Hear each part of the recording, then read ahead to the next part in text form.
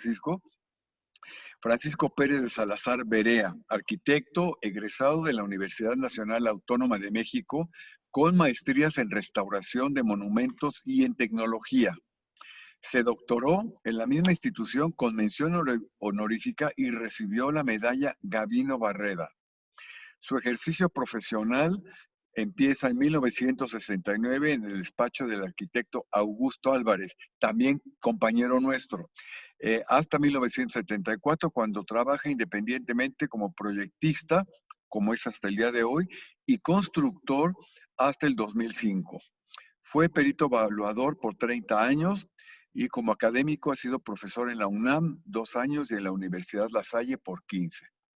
Se inició en el ejercicio de la restauración y adecuación de edificios y monumentos en 1985. En esta especialidad ha restaurado monumentos para 11 museos, archivos y edificios relevantes como la sede de la Secretaría de Cultura en Chimalistac, aquí en la Ciudad de México, el edificio polivalente en Palacio Nacional, el Palacio del Marqués del Apartado, los Centros de las Artes de Guanajuato y Michoacán, la Fonoteca Nacional de la Casa Alvarado y el edificio central del Archivo General de la Nación en esta ciudad. Tiene muchas publicaciones, libros, etcétera, me lo voy a saltar un poco.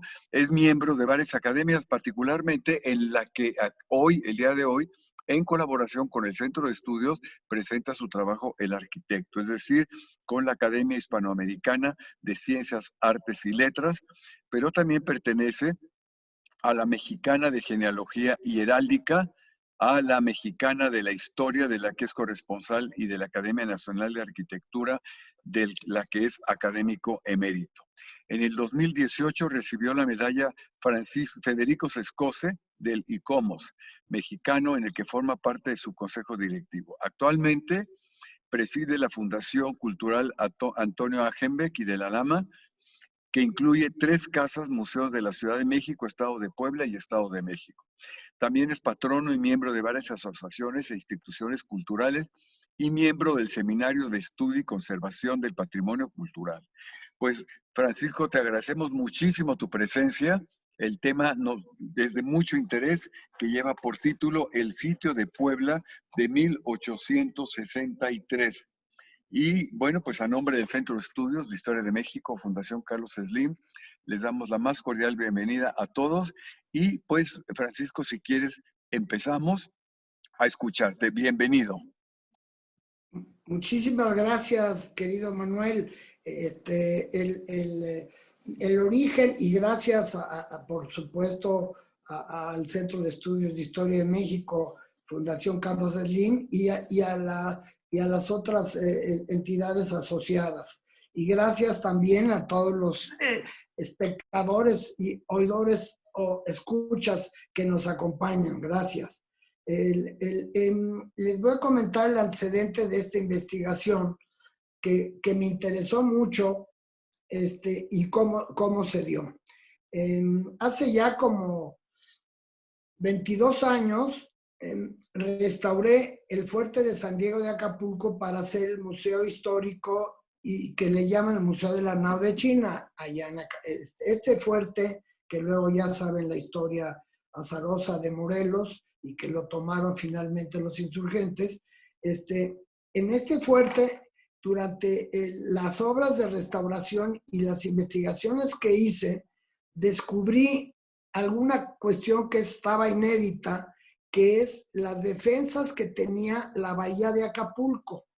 O sea, estos fuertes nunca estaban solos, siempre tenían baluartes o pequeños fuertes anexos que los apoyaban con fuego cruzado, y en el caso de Acapulco, digamos, en el costado, en la costa que está enfrente a Acapulco, donde estuvieron los primeros hoteles, había 2 o 3 baluartes, uno que le llaman la punta del elefante, la punta del grifo, etc. Y luego, dando la vuelta hacia Caleta, donde está prácticamente ahorita el muelle viejo de la ciudad, había varios, y había uno exactamente abajo del fuerte, y el cual me encontré yo unos antecedentes en un expediente de Lina, y apareció precisamente, me puse a hacerle de arqueólogo, porque en ese dibujito de un tal arquitecto Pelandini de los años 40, aparecía que habían descubierto del puente una bajada subterránea con unas bóvedas en unos túneles que daba a lo que era precisamente el primer baluarte que estaba cerca del fuerte y donde bajaban ahí militares o pertrechos o municiones para defender precisamente la parte baja del fuerte. Y eso se debía a que los cañones que estaban en el fuerte no podían girar hacia abajo ni tenían las facultades o las características para unos tiros cortos, o sea, los cañones que tenía el fuerte eran para tiros largos, para cruzar casi toda la bahía.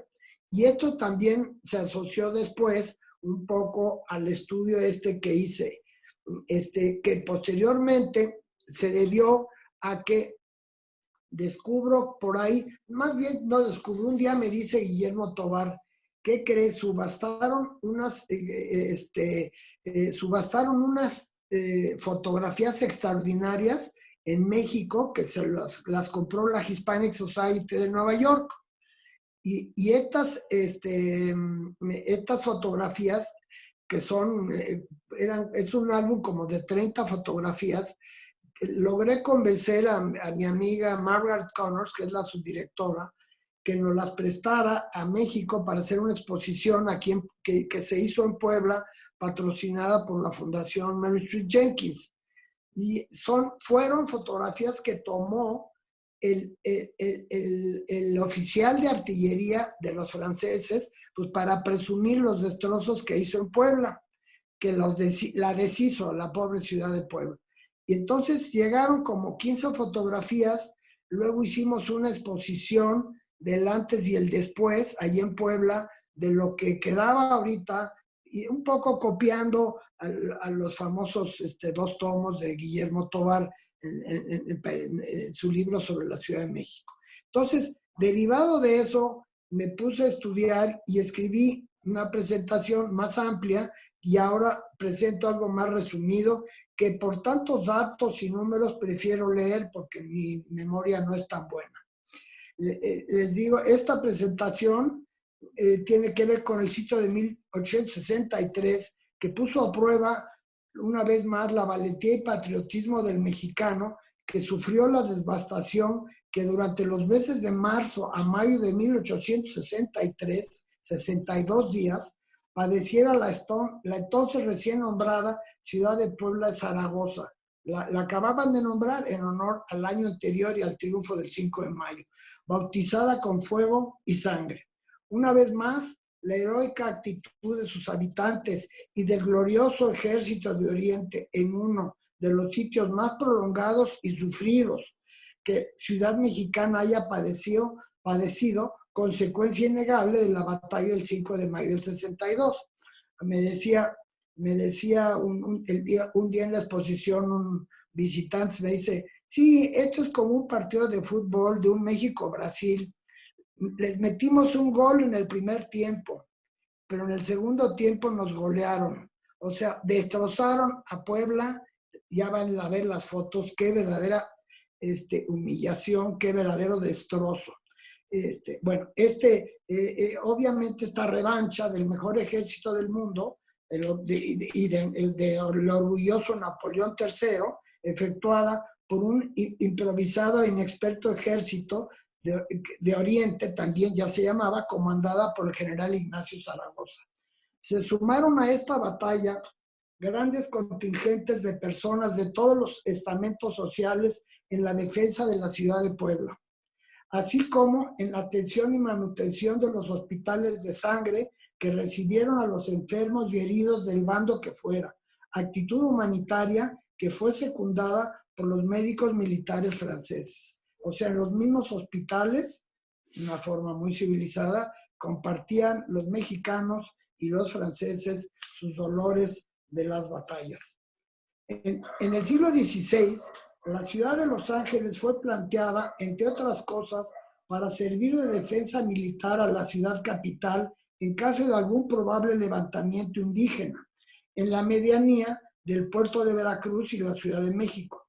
También para no permitir la penetración peligrosa de piratas desde Veracruz o la posible sublevación de la raza negra que a principios del siglo XVII motivó que de Puebla salieron, por una sublevación, salieron 30 caballeros que fundaron la Villa de Córdoba, después de someter ese peligroso levantamiento.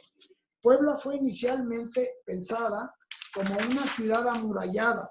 Además, contó con la defensa natural de los cerros que lo rodean. Entra la foto 1. Siendo estos cerros el llamado el Amacoyatepetl al norte, donde se encuentran los fuertes de Loreto y Guadalupe. Curiosamente, amacollarse entre los pulqueros, te dicen, se amacollaron. Cuando se amacollan es cuando se juntan. Y no sé si por eso también de alguna forma está asociada a que los dos fuertes son gemelos o están pegados. Al norte, donde se encuentran los fuertes de Loreto y Guadalupe, el Teposuchitl por el oriente y el Centépetl por su costado poniente, llamado en aquella época Cerro de San Juan, hoy Cerro de la Paz. Ahí hay una gran iglesia y está en un promontorio alto donde se puede distinguir. Que este cerro fue desestimado por el general González Ortega, quien permitió adueñarse de él a las tropas francesas, lo que sellaría el destino final de Puebla. Desde esa altura iniciaría el asedio implacable a la ciudad. Aún así, se necesitaron los 62 días que mencioné para doblegar a la que desde entonces debió llamarse heroica Puebla de Zaragoza. También valga mencionar que, González Ortega no era un militar de carrera, era un militar autodidacta con mucha experiencia en guerras y batallas, pero no tuvo una carrera militar, por ejemplo, como la misma que tuvo Zaragoza. En tan solo 4 décadas, Puebla tuvo que soportar por lo menos 9 sitios. Uno por Ignacio Comonfort, presidente de la República, quien venció a las tropas del general Antonio de Aro y Tamariz. Y otro más, como ejemplos, el impuesto por las tropas del general Porfirio Díaz entre el 8 de marzo y el 2 de abril de 1867. Este sitio impulsó la carrera de Porfirio Díaz hacia la presidenta, con el que se recupera la ciudad a favor de la República y precipitando la debacle del imperio de Maximiliano y proyectando al general Díaz, como dije, como reconocido militar en su carrera hacia la presidencia.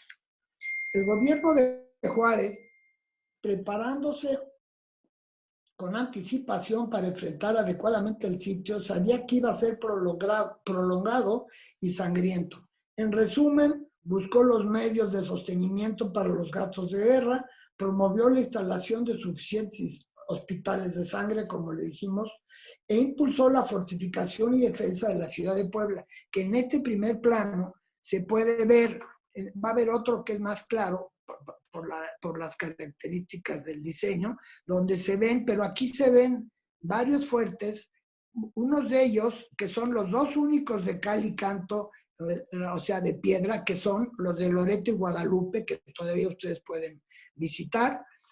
No lo representan exactamente como son, porque, por ejemplo, los baluartes de uno son redondos, pero esos fuertes, entre ellos mismos, sí estuvieron conectados por medio subterráneo de un fuerte al otro. O sea, a lo mejor pues le decía, pasan unas balas y pues ahora le pasaban de un lado para el otro por abajo del terreno.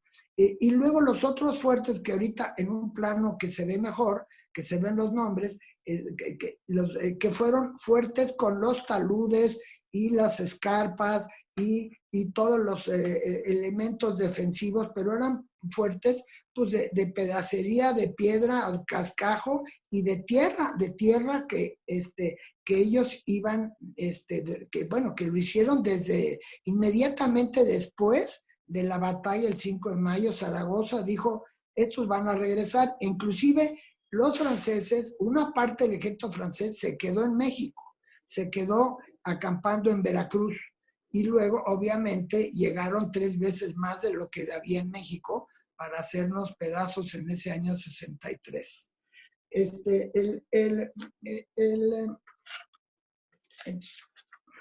Se establecieron impuestos especiales que se asignaron cuotas de cooperación a la población económicamente activa. Se impuso la obligación a los distintos municipios del país para enviar granos, forrajes y comida, no perecedera, por supuesto, que pudiera ser susceptible de almacenarse. En cuanto a los hospitales de sangre, se habilitaron 6 de estos, uno por cada rumbo de la ciudad y 2 centrales. Ellos fueron el Hospital de San Juan de Dios por el rumbo del norte, además de los ya existentes de San Pedro y el establecido en el Excolegio Tridentino de San Juan, logrando habilitarlos con un total de 3,000 camas. O sea, ya tenían bastante premoniciones de lo que iba a ser esta batalla. El sostenimiento de estos hospitales fue mediante las cantidades recabadas por las juntas patrióticas. En otros estados de la República, las comisiones integradas por mujeres mediante funciones teatrales, circenses y de otras índoles también recababan fondos económicos. Siempre las mujeres, vivan las mujeres y el Día de la Mujer, que lo hicieron muy bien ayer. En el sitio que duró desde el 16 de marzo al 17 de mayo de aquel fatídico año de 1863, González Ortega ordenó las providencias para fortificar la ciudad con 9 fortines, que el experimentado general Joaquín Colombres, era poblano, preparó para protegerla periféricamente. La foto 2, por favor. Fíjense, esta se ve mucho más claro. En la parte superior, donde está el letrero que dice plano de la ciudad de Puebla, se ve un fuerte exactamente al centro del plano en rojo y se ven unas especies también había unas cortinas y otro fuertecito. Estos son los 2 fuertes conectados de Loreto y Guadalupe, que también los quisieron conectar por superficie mediante también un paso de ronda, pero nunca lo terminaron entre fuerte y fuerte. Y luego en el costado izquierdo, que es el poniente, se ven los fuertes que ahora voy a mencionar, y en la parte izquierda se ven al centro se ven unas manchas negras frente a un pequeño fuerte que está abajo de él, que es el famoso fuerte por donde se metieron a Puebla los franceses. Por supuesto que por el norte pues habían perdido y era la parte más defendida. Decidieron tomar este cerro que ahorita les voy a mostrar. Y luego hicieron una serie de fortificaciones, que también se las voy a explicar, que vienen aquí en unas líneas quebradas, que fueron aprovechando un poco los edificios, o sea, cerrando calles para lograr tener una especie de gran barda, de gran línea de defensiva de lo que sería una especie de cortina de una fortaleza. También al suroriente y al oriente, pues también ven otras fortificaciones. Este plano también es del mismo año del 63. Ahora los franceses atacarían la ciudad no solo con 6,000 soldados que pretendieron tomar los fuertes de Loreto y Guadalupe un año atrás, sino ahora con 30,000, más 8,000 de la tropa conservadora de refuerzo que aquellos mexicanos que apoyaron la instauración de la monarquía de Maximiliano de Habsburgo.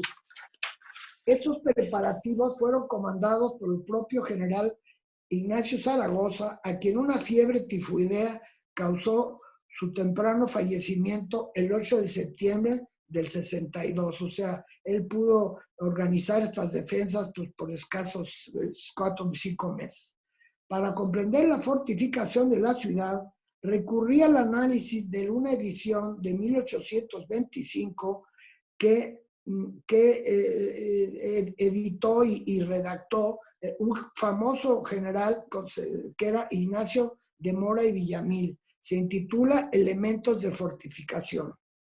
Aquí está la portada del libro y es de 1855, pero esto es una edición. Ellos ya tenían, previamente a esta edición, tenían conocimientos de cantidad de ediciones, sobre todo, curiosamente, francesas.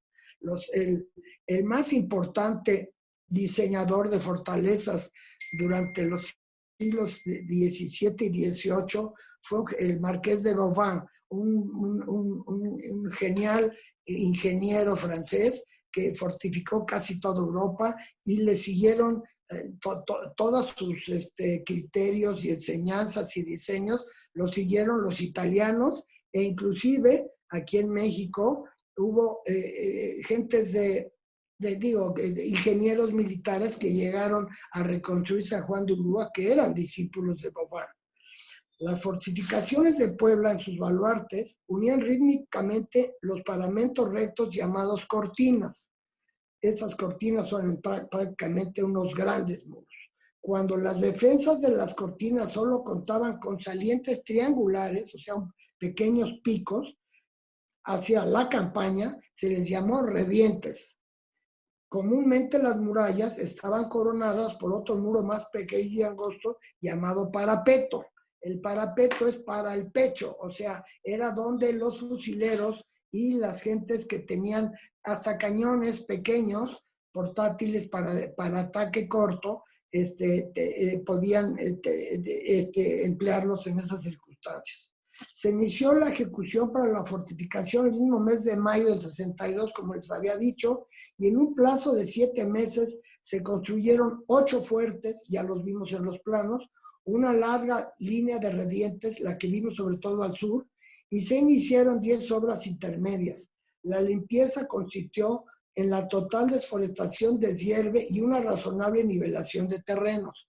Cuando uno construye fuertes, lo primero que tiene es que tener un perímetro totalmente libre para poder tener una visibilidad sin obstáculos y para poder disparar su artillería. Fíjense la variedad, lo que era el oficio de artillero, la variedad de cañones, de calibres, de pesos y también de soluciones. Algunos de ellos, estos se llamaban morteros, su tiro es un tiro, digamos, casi elíptico, digo, no elíptico, parabólico, y el otro, casi todos los demás es tiro elíptico. Pero pues había que conocer mucho para saber qué cañón usar, en qué circunstancias usar.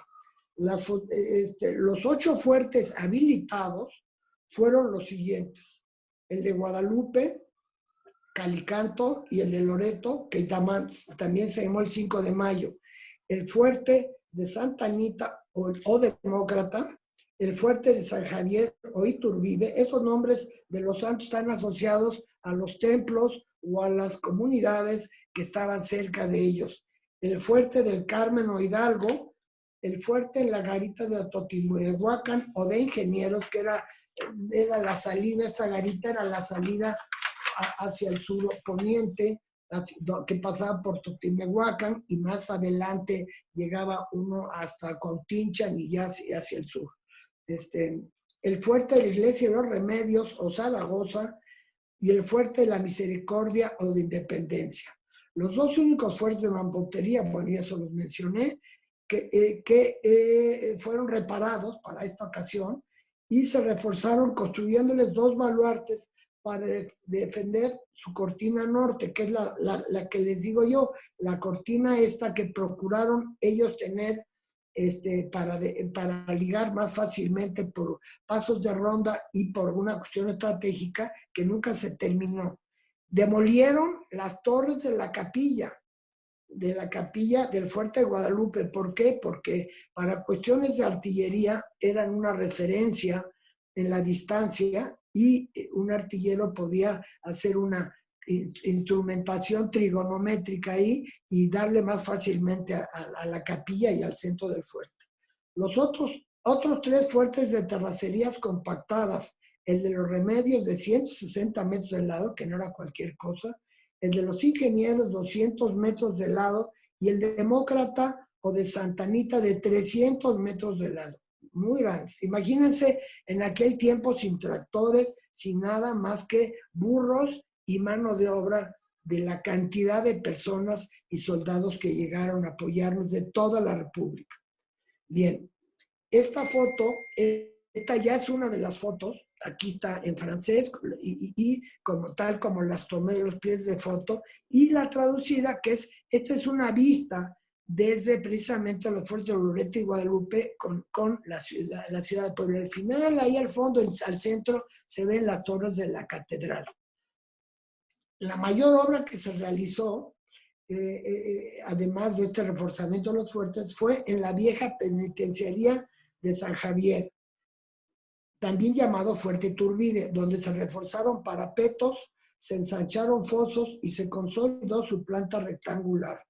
Los fosos, ya en la Primera Guerra, se volvieron también muy importantes, pero fueron por la guerra, precisamente cambiaron los diseños de los fosos porque llegaron los primeros tanques. Y entonces, en este caso, los fosos se ensanchaban para complicar las acometidas de la caballería fundamentalmente. Y se consolidó su planta rectangular. Estoy hablando todavía del fuerte de San Javier, que era una penitenciaría muy grande. La artillería de sitio fue emplazada en los 8 fuertes con 172 cañones de fierro y bronce. Los hubo españoles, ingleses, de calibres 24, cañones y obuses holandeses, belgas, de 16, 15 y 12 libras, morteros de 20, es como los militares los conocían, son calibres bastante bajos comparado con los solo 42 cañones que traían los franceses, y otras variedades norteamericanas y alemanas. O sea, teníamos artillería pues, que se había quedado, mucha de ella históricamente, y que trajeron pues de fuertes, de Perote y de Veracruz, pero eran muchas veces cañones que tenían ya 100 años de antigüedad. En cambio, pues, todos los franceses traían el último modelo. Durante el sitio de Puebla, la cantidad y calidad y mayor calibre de la artillería francesa, así como la mayor frecuencia de repetición, le dieron una notable superioridad contra los parapetos de los baluartes de San Javier. Dispararon a distancias entre 300 y 600 metros. Va la siguiente foto. El enemigo acampó donde ya se divisaba la ciudad, que albergaba a solo 80,000 habitantes. Esta es una litografía del acampamento, pero por la parte de atrás del cerro de San Juan. Obviamente los franceses se acamparon en la parte de atrás y pusieron los cañones en la parte superior, y atrás de este cerro estaba el centro de la ciudad de Puebla. De este lado, del lado derecho, en este documento, por ejemplo, fíjense los batallones que llegaron, ¿no? Que eran, pues, de todos lados. Fíjense, dice batallones, 4 de Oaxaca, 5 de Oaxaca, 6 de Jalisco, 7 de Jalisco. De Jalisco llegó mucho. Luego llegaron rifleros de San Luis Potosí, el Fuerte Reforma también, otros de San Luis Potosí, unos de Querétaro, Aguascalientes, Chiapas, en fin, de Tlaxcala, de todo el país llegaron, bueno, los que tenían contingentes militares suficientes para poder dejar protegidas sus ciudades o sus comunidades. La Plaza de Puebla contaba con una guarnición de 21,000 hombres, 18,500 efectivos, y de este total de las guarniciones, de los 8 fuertes disponibles, lo ocupaban 6,000 infantes, dejando así 9,500 efectivos para el ataque, incluyendo 2,500 caballos. Vuelvo aquí a la foto del segundo plano, donde aquí ya vuelven a ver al sur los famosos Redientes, y a la izquierda, después de los Redientes, el fuerte de San Javier. hacia el norte, donde está este medallón superior en la esquina superior izquierda, estaba San Martín Texmelucan, que estaba, pues, que está actualmente, no sé, será 20 kilómetros, donde estaba precisamente el general Ignacio Comonfort, muy experimentado, y que había sido presidente, y sus tropas en San Martín. El acuerdo original era que él saliera desde San Martín, porque la defensa del cerro de San Juan, donde se subieron los franceses, tenía que cuando avanzaron los franceses, él avanzar para contener. Algo sucedió ahí en las cuestiones, no sé si ya vieron a Puebla derrotada, pero Juárez dio la orden de que se quedara en San Martín y que no avanzara. Tenían obviamente ellos también el miedo de que seguramente iban a avanzar a la Ciudad de México, lo cual se comprobó después, pero nunca llegaron. Bien, el efectivo del ejército francés traía 28,126 hombres con 5,825 caballos. Fíjense, ellos trajeron caballos de Europa, más los que les dieron los generales conservadores. 549 mulas, que eran las que movían pues toda la artillería, y 1,300 hombres de infantería, 1,100 de caballería y 50 artilleros. El general Forey, comandante máximo del ejército francés, contaba con la ayuda del general Bazin y de una segunda división comandada por el general Douai, así como del general Mirandol, quien comandaba regimientos y escuadrones de cazadores de África, así como un semiescuadrón de húsares para general en jefe. ¿Quiénes creen que fueron los que adelantaron primero los franceses? Pues a los cazadores de África, ¿no? Que eran muy bravos, pero también pues, no eran franceses. Elementos de la Marina francesa, como fusileros y artilleros experimentados, así como 4,000 hombres de la Legión extranjera, conformaron parte de este ejército. La artillería francesa, solo con 42 piezas, les mencioné 172 mexicanas, generó el siguiente comentario: la eficiencia de los cañones franceses les permitía repetir cada 3 minutos, o sea, 20 granadas o bombas en forma regular por hora.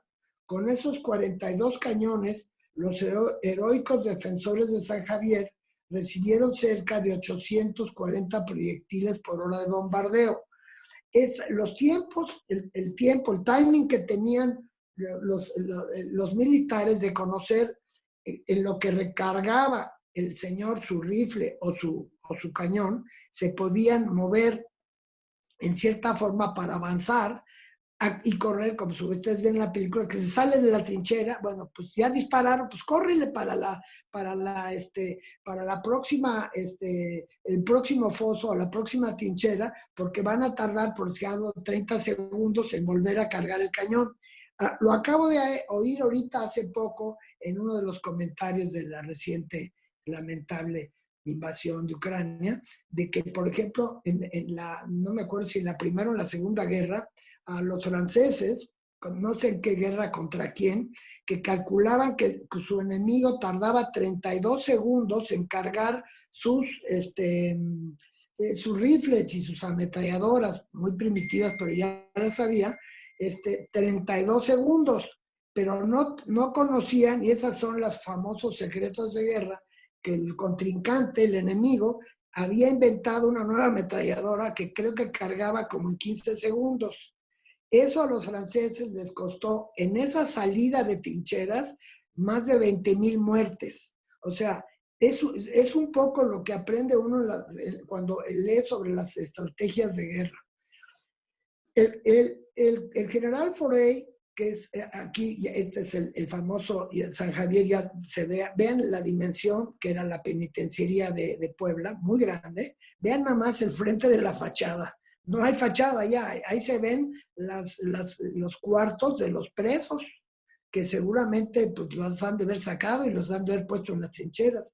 También ahí los mataron de todos modos. El general, entonces, les decía que el Forey dirigió el ataque contra este fuerte. Esas trincheras sirvieron para acercarse a las cortinas y lienzos de muralla construidos para la defensa. Aquí,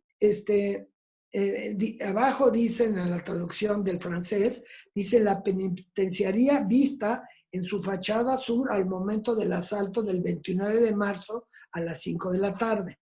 Esta fachada, fíjense, fue atacada por las baterías números 3, 4, 5, 6 y 8. ¿Qué significan que los números de baterías? Esas baterías, algunas estaban en el cerro, pero otras ya estaban en este valle o en este terraplén, ya adaptadas dentro de trincheras. ¿Por qué? Porque en las noches los franceses mandaban a 2,000 o 3,000 zapadores y excavaban otros tramos largos de trinchera donde improvisaban unas baterías. Ahorita vamos a ver cómo. Los cañones emplazados en los fuertes Morelos e Iturbide en particular no alcanzaban la distancia requerida, ahí se dan cuenta. Continuó la acometida francesa con su trayectoria de excavaciones en zigzag, colocando 2 nuevas baterías, es lo que les decía, en una segunda paralela. O sea, son las paralelas del zigzag que se iban adelantando, de lo cual de los 600 metros ya se habían acercado a 330 metros de los sitiados.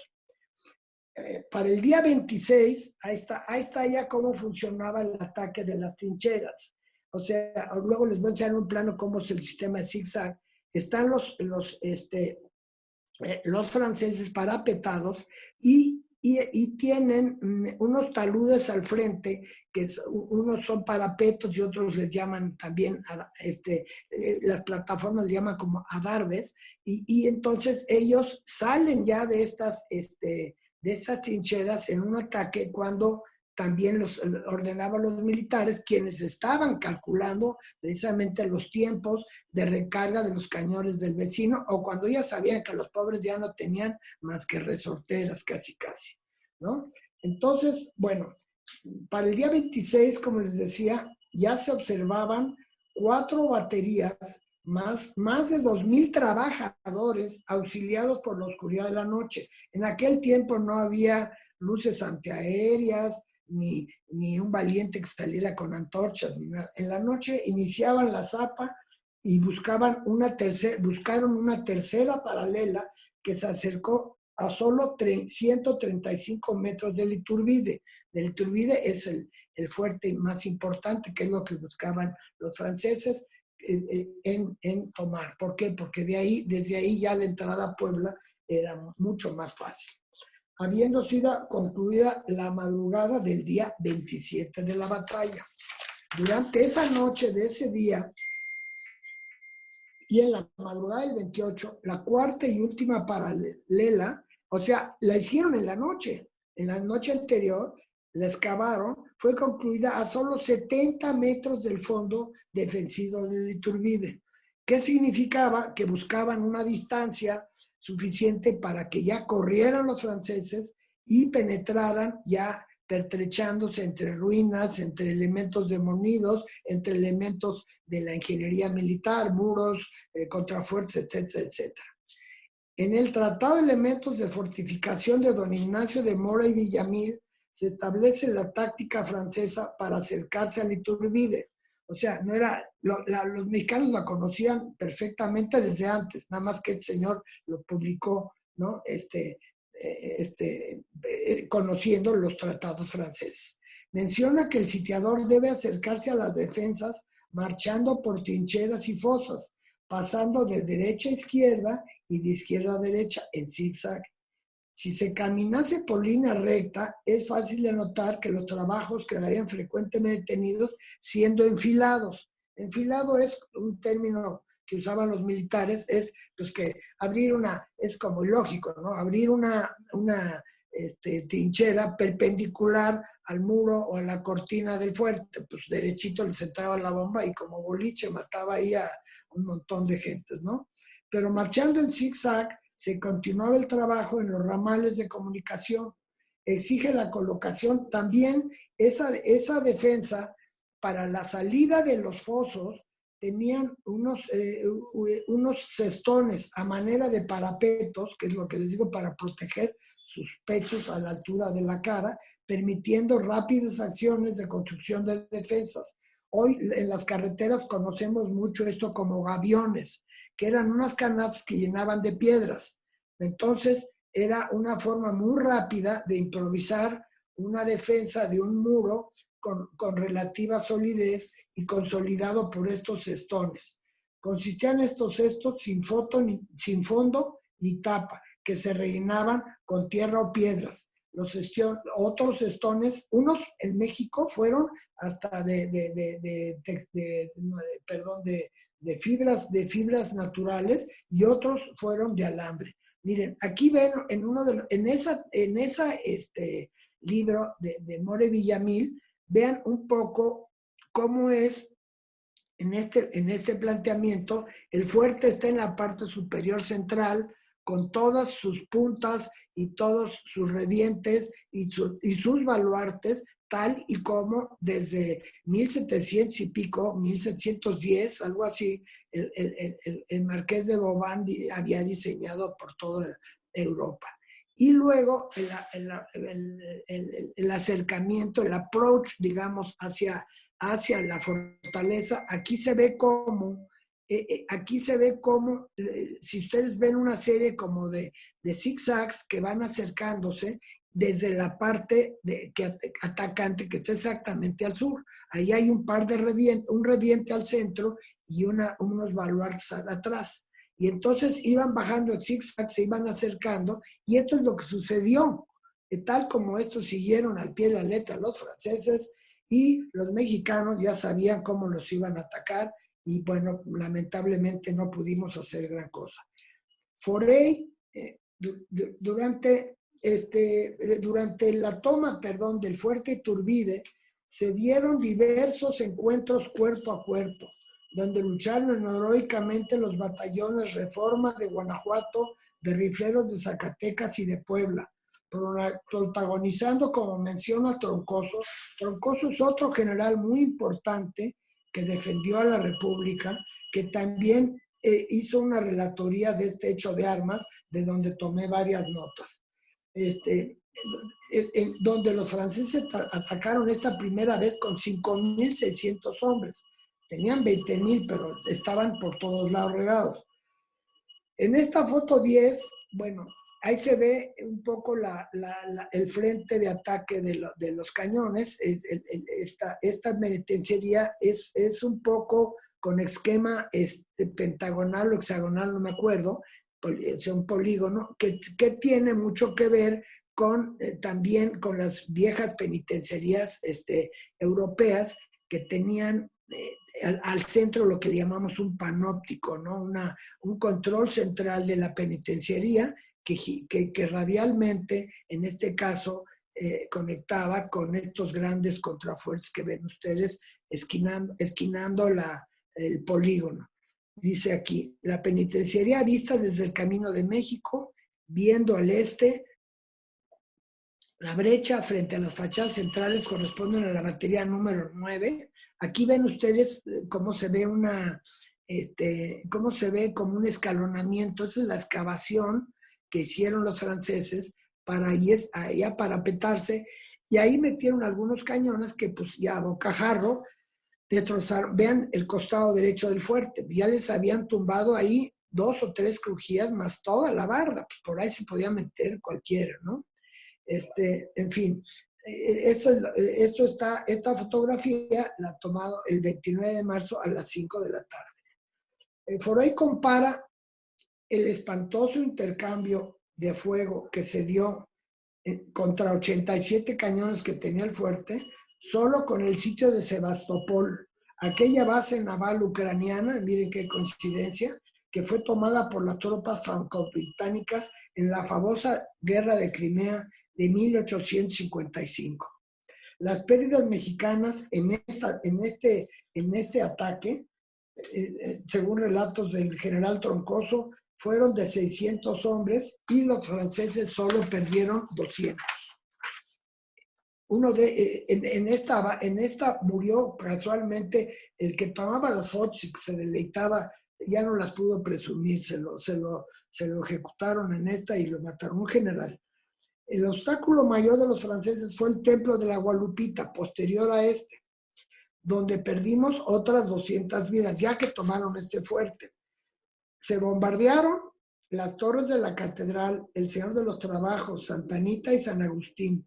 Aquí vean nada más también cómo el bombardeo, no del lado donde estaba el cerro de San Juan, sino por el costado oriente, cómo bombardearon el convento de los dominicos. Fíjense los huecos, digo, y este convento es que era una de las defensas menos importantes y menos agredidas.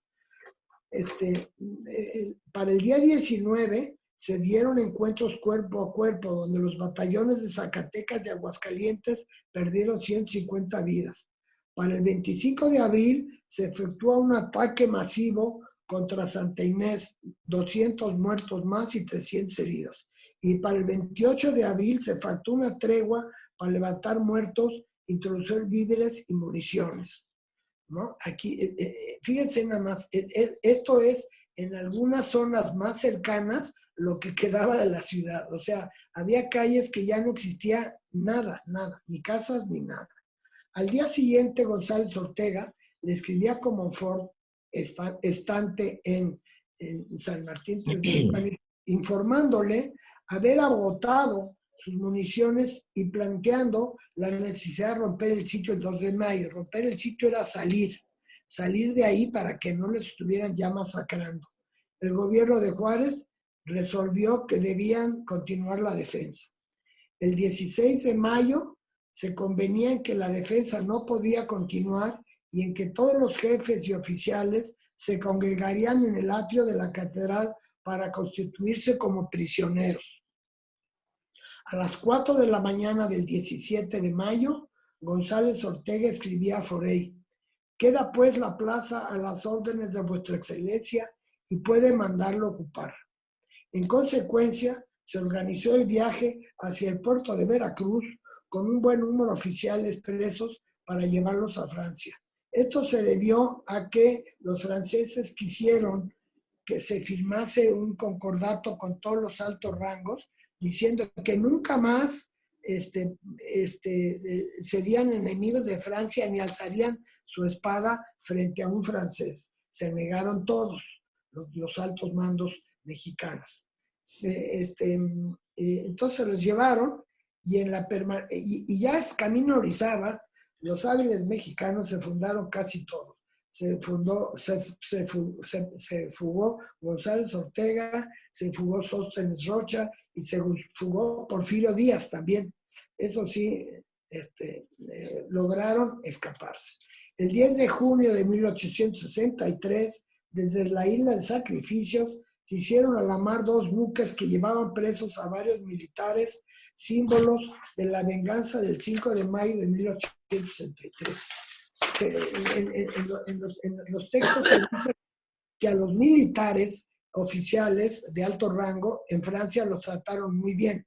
Los tuvieron, no los tuvieron en celdas, sino que los tuvieron en ciudades pequeñas con la restricción de no poder salir de la ciudad. Hasta les hicieron sus uniformes nuevos para que se consolaran. Mientras en la Ciudad de México el mensaje era que se iba a defender la capital. Sin embargo, el 29 de mayo se publicó un decreto en que los poderes de la Federación se trasladaban a San Luis Potosí. Finalmente se propuso ofrecer la corona a un príncipe imperial cayendo los votos sobre el archiduque de Austria. Se consideraba que el régimen republicano era la causa de todos los errores cometidos después de la independencia.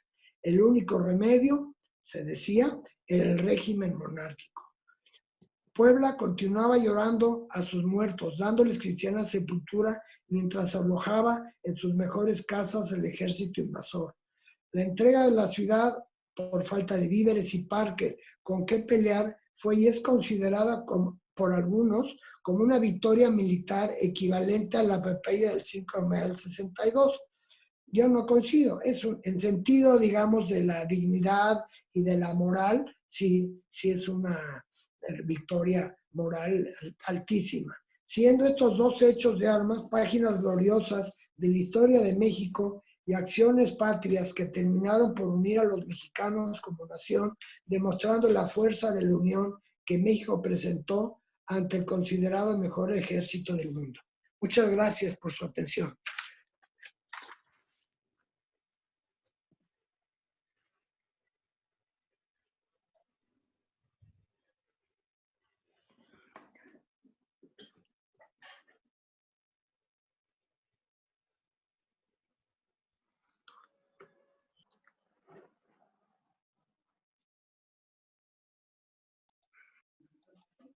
Perdón, Francisco, de repente se me fue lo de la computadora.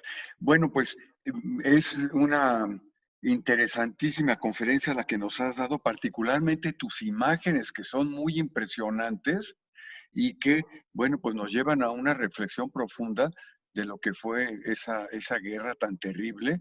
Y bueno, tienes algunos comentarios por ahí, no sé si tú los quieras leer o te los voy leyendo. Sí, démelos mejor tú y dime.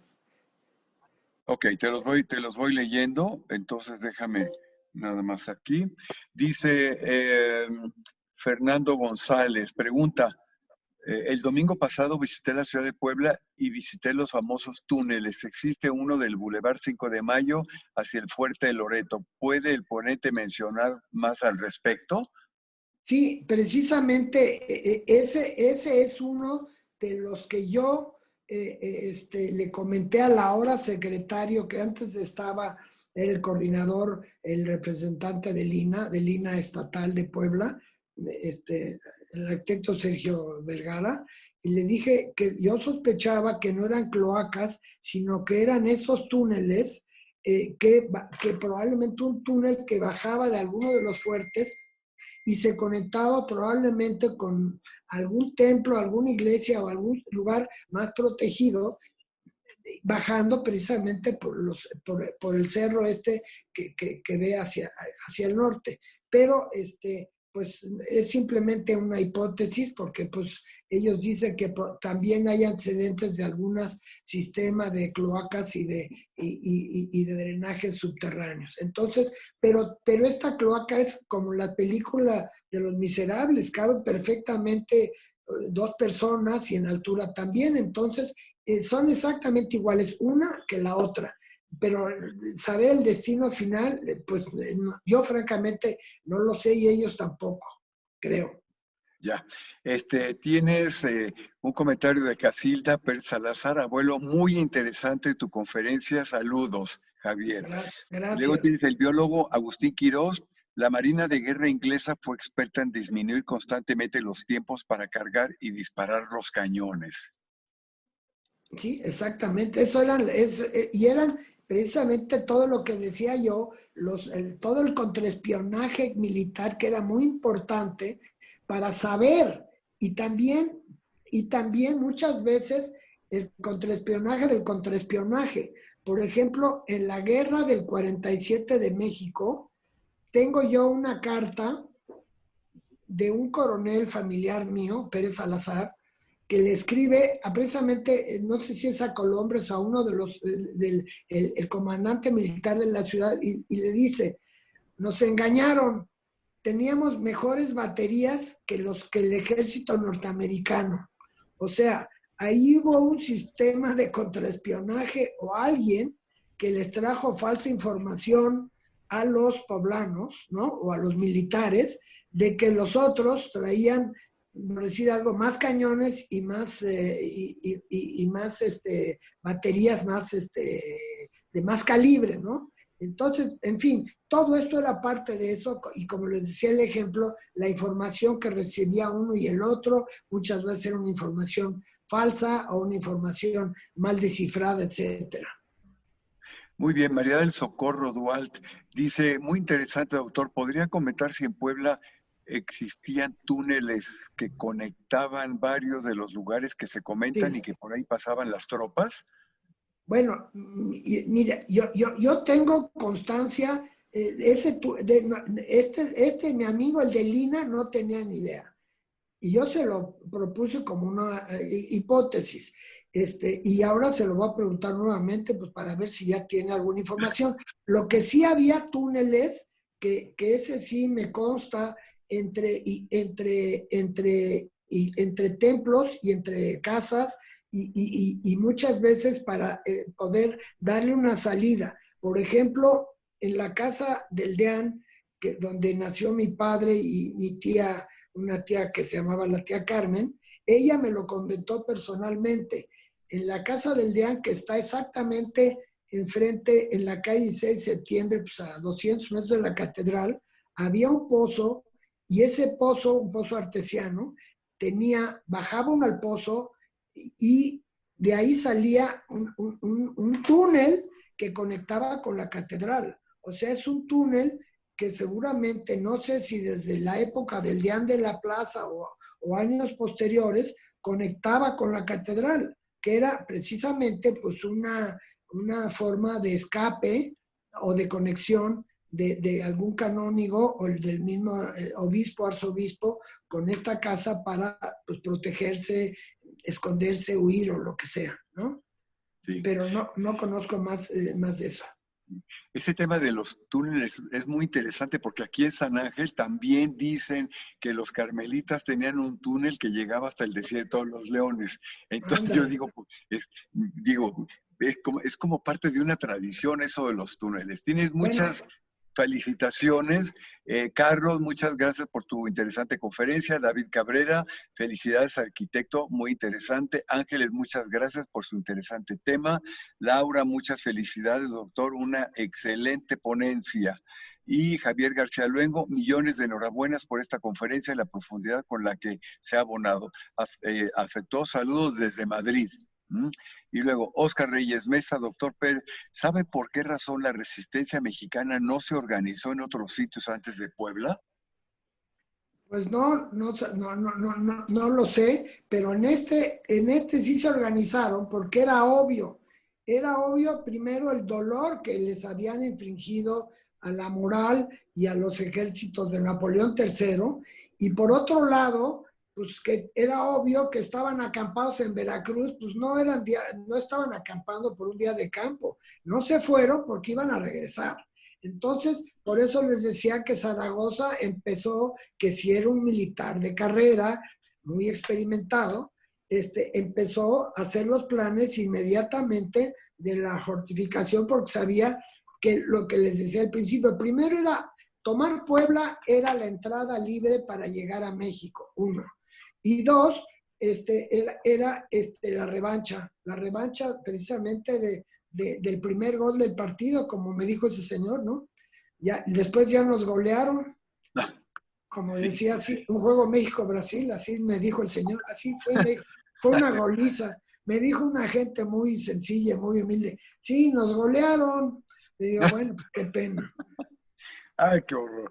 Bueno, pues si no hay más, eh, tuviste muchos seguidores que todos te felicitan porque por el tema que es, además, según nos comentan aquí, en realidad es poco conocido para un público amplio. Y tu investigación, pues es impecable y sobre todo tus imágenes que son verdaderamente interesantes y esto nos habla de una investigación muy profunda en diversos archivos, diversos lugares para que hayas dado esta conferencia. Esta conferencia se queda grabada por si alguien la quiere escuchar o compartir a través del Facebook del Centro de Estudios. Y pues a nombre de la Academia Hispanoamericana en Artes y Letras y del Centro de Estudios de Historia de México, Fundación Carlos Slim, te damos las más cordiales gracias, reconocimientos, Francisco, y bueno, pues te esperamos en otra conferencia de otros temas que tú dominas perfectamente bien en relación de la arquitectura y la restauración de los monumentos virreinales. Muchas Doctor gracias, Ramos, Francisco. ¿puedo Te hacer mandamos un abrazo de aquí del Centro de Estudios y nos vemos pronto la próxima semana aquí con otro tema en colaboración con la Academia Hispanoamericana. Doctor Ramos, ¿podría Muchas, hacer una pregunta breve? Adelante. Bueno, cuando Porfirio Díaz huyó, ¿se sabe con certeza a dónde huyó? Bueno, Cuando te llevaban preso. los metieron en Orizaba, en el convento que no se llama San Felipe Neri, donde está un museo precioso de pintura que está en Orizaba, y de ahí, pues, no sé, yo creo que todos los que huyeron, no creo que huyeran juntos, cada quien salió por su lado, Sóstenes Rocha por otro lado, etcétera, pero francamente no lo sé. Pero bueno, por supuesto salió, pero pitando, porque pues lo podían haber matado. Pues sí. Muchas gracias. Ángel Rafael Martínez dice, saludos desde Jalapa, sí, San Felipe Neri, Orizaba, dice. Bueno, pues no me equivoqué. Gracias. Muy bien. Bueno, pues nos vemos la próxima semana. Un abrazo de parte del Centro de Estudios, Francisco, y muchas gracias por compartir tus conocimientos. A todos los demás nos vemos la próxima semana y que tengan muy buena tarde. Gracias a todos mis amigos que acudieron. Tus amigos y admiradores también, ¿eh? Así que adelante. Gracias a ustedes. Muchas gracias. Hasta pronto. Gracias.